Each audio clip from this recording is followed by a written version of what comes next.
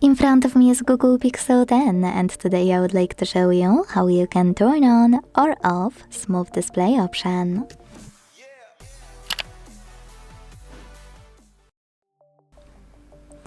Google Pixel doesn't allow its users to manage refresh rate, but you can actually make it a bit higher by going into settings and scrolling a tiny bit to tap on display and touch.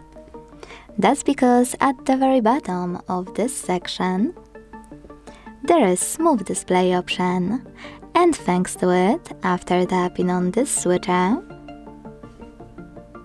your device will automatically raise the refresh rate up to 120 for some content.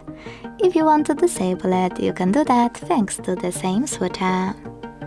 Thanks so much for watching. If you enjoyed this video, leave a like, comment and subscribe.